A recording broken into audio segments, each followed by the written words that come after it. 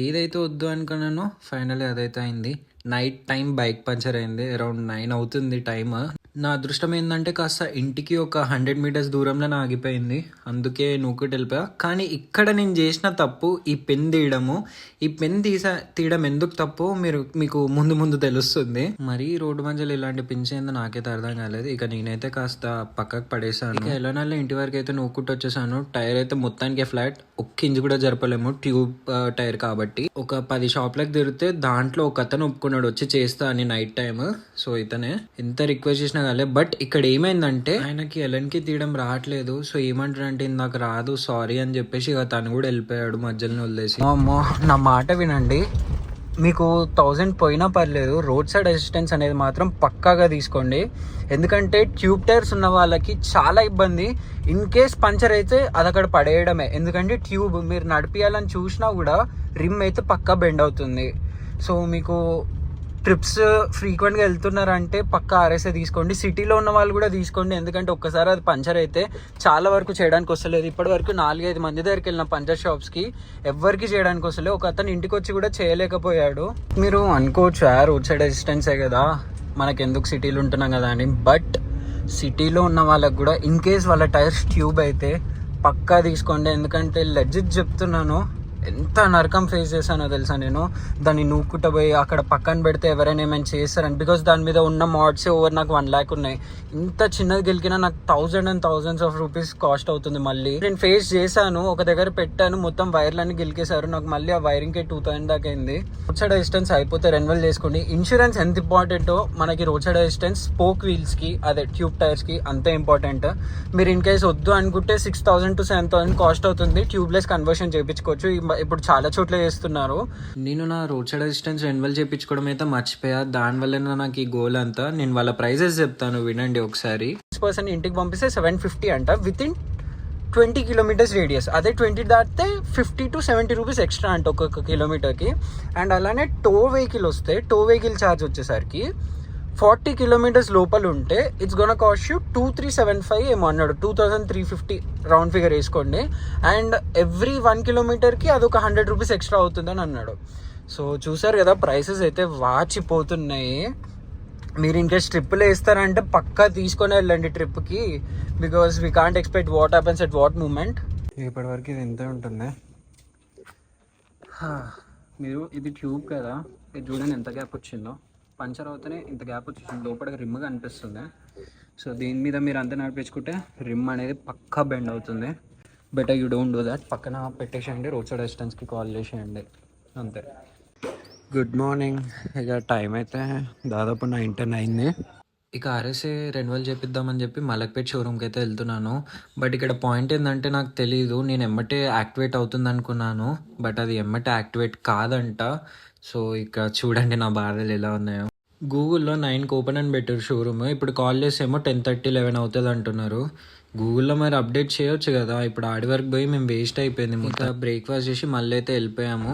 ఇక్కడ ఏంటంటే ఇప్పుడు ఆర్ఎస్ఏ కూడా షోరూంలో చేయరంట, సర్వీస్ సెంటర్లో వేస్తారంట. సర్వీస్ సెంటర్ వాళ్ళేమో ఇంకెవ్వరు రాలేదు ఆ టైంకి. ఇక నేను direct Sanathnagar main branch royal ఎన్ఫీల్డ్కి, సో అక్కడ తెలిసిన వాళ్ళు ఉంటే వాళ్ళకి కాల్ చేపించి నా ఆర్ఎస్ఏ అయితే రెన్యువల్ చేపించేశాను. ఇప్పుడు నాకు ప్రాబ్లం లేదు, 750 రూపీస్ నేను పే చేస్తాను. బట్ ఉప్పల్, వనస్లీపురం, మలక్పేట్ ఎక్కడ అడిగినా కూడా సర్వీస్ ఆన్ వీల్స్ అన్అవైలబుల్ ఉంది అని అంటున్నారు. ఇప్పుడు నేను అదే మాట కస్టమర్ కేర్ కాల్ చేసి సారీ సార్ అన్అవైలబుల్ ఉన్నారు అని అన్నారు. ఏం చేస్తాం మనం. ఇక వెళ్ళేదారిలో స్టార్ అని చెప్పి ఒకటి కొత్త పడింది సాగర్ రింగ్ రోడ్ దగ్గర. సో అక్కడ ఏంటంటే మంచిగా ఫ్రెష్గా ఫ్రూట్స్ ఇంకా వెజిటేబుల్స్ అన్నీ దొరుకుతాయి. ఇక మేము వచ్చిన టైం చూడండి, మేము ఇట్లా అడుగు పెట్టినాం, కరెంట్ పోయింది, జనరేటర్ ఆన్ అయినా కూడా డోర్స్ ఓపెన్ అవ్వట్లేదు. అందరం బయట వెయిట్ చేస్తున్నాం. ఇక అలా ఒక 5 minutes తర్వాత అయితే లోపలికి ఎంటర్ అయిపోయాము. పర్లేదు, అన్నీ చాలా ఫ్రెష్గా ఉన్నాయి. మీరు ఒకసారి అయితే ట్రై చేయొచ్చు. అయితే కొన్ని టూల్స్ ఉన్నాయి. ఆర్ఎస్ఏ కూడా 15 days తర్వాత యాక్టివేట్ అవుతుందంట. ఇప్పుడైతే యాక్టివేట్ కాదంట. ఇక నేను ఒక ట్రై అయితే ఇస్తాను. ఇక రాకపోతే ఎవరికి ఒకరికి కాల్ చేస్తా. ఎవరికి చేయడం రాదంటున్నారు, దీన్ని ఇప్పుడు టో చేయలేము. ఫస్ట్ అయితే ట్రై చేస్తా and then I look for another solution. Problem చూసారు ఎలన్కీనే. నిన్న వచ్చిన అతను ఎలన్కి అంతా బెండ్ చేసేసాడు, మొత్తం థ్రెడ్డింగ్సే పోయినాయి పైన కింద.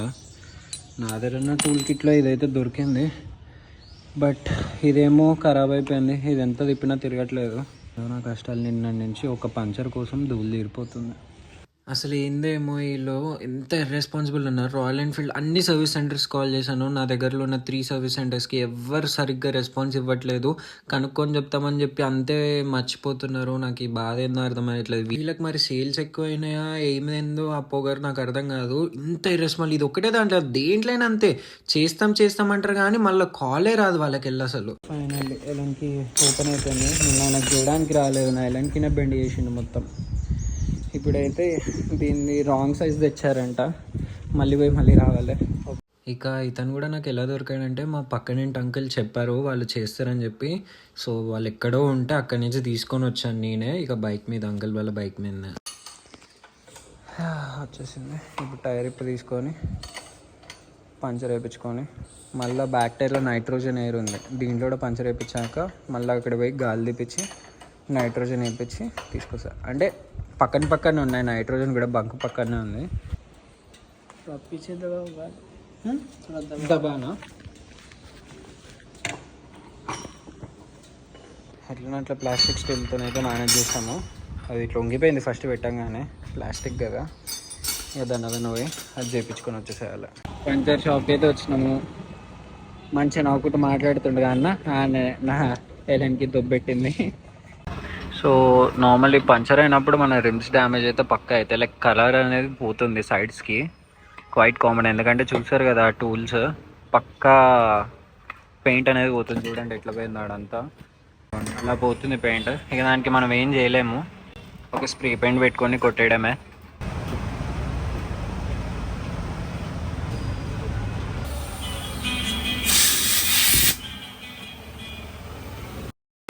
దరిద్రం అంటే ఇదే. పంచర్ అయినప్పుడు నడిపి కూడా ఉండాల్సింది. ట్యూబ్ అంతా హోల్స్ పడ్డాయి. అంత బొక్కలు పడిపోయినాయి ఆ చిన్న ముళ్ళు వల్ల. బొక్క కాదు బొక్క. చూడండి ప్రెషర్ ఎంత వస్తుందో. సో ఇక్కడ నేను చేసిన తప్పు ఏంటంటే పంచర్ అయింది, మొత్తం డౌన్ అయిపోయింది. మా ఇంటికి 100 మీటర్స్ కదా ఉందని చెప్పి నూక్కుట్టెళ్ళినా. అదే నేను చేసిన తప్పు. అది చేయకపోయింటే ట్యూబ్ ఇంత డ్యామేజ్ కాకపోతుండే. అసలు నాకు కనిపించలేదు ఏడ దిగింది కూడా. నాకు తెలిసిన ఒక అతను చూసి అరే ఇక్కడ ఉంది కదా తీసేయనంటే అప్పుడు తీసాను నేను.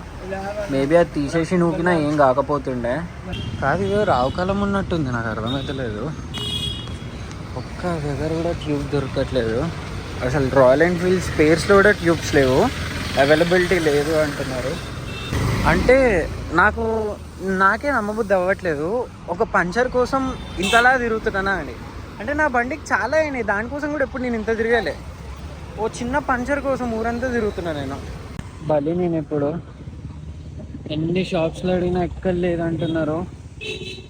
అయిపోయిన పని. ఇప్పుడు డైరెక్ట్ ఉన్న ఒకటే హోప్ అంటే రామ్కోటి.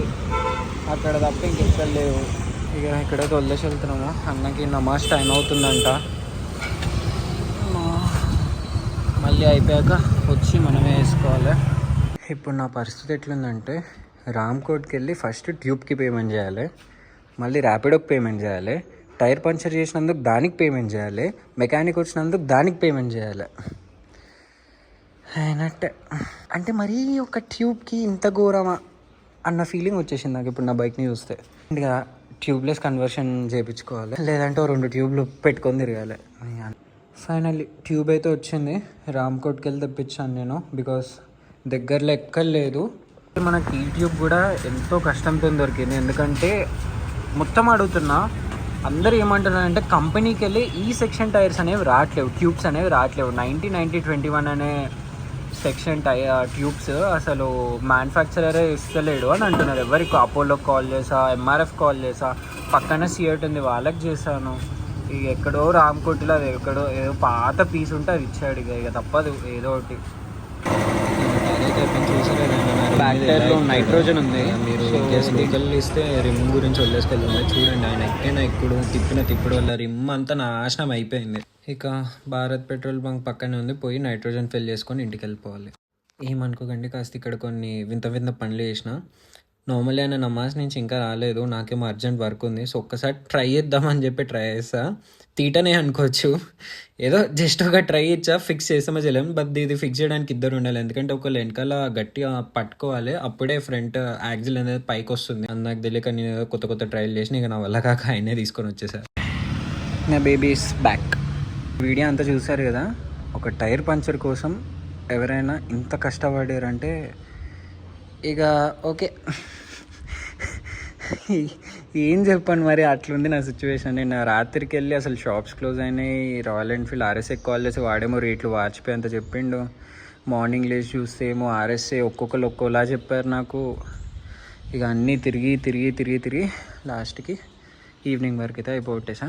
అంటే కొంచెం చెప్పడానికి చండాలంగానే ఉంది, కొంచెం చాలానే ఉంది ఒక పంచర్ కోసం ఇంతగానే తిరగడం. సో యా, ఒక నార్మల్ తీయొద్దు అనుకున్నా కానీ నాకే నవ్వు వస్తుంది నన్ను చూసుకుంటే. ఇక అట్లా అని చెప్పి తీసా. చలో, సో మీరు కూడా ఆర్ఎస్ఏ చేయించుకోండి, ఎందుకంటే మన బైక్ ఎప్పుడు ఏమవుతుందో తెలియదు. ఆర్ఎస్ఏ ప్రైజులు చూస్తే దిమ్మ తిరిగిపోయింది. అంటే మరీ బైక్స్ కూడా ఇంత ఉంటుందా అని చెప్పి, బికాజ్ నేను ఆ ప్రైజెస్ ఓన్లీ కార్స్లోనే చూసాను. So yeah, please do like, share and subscribe. Bye.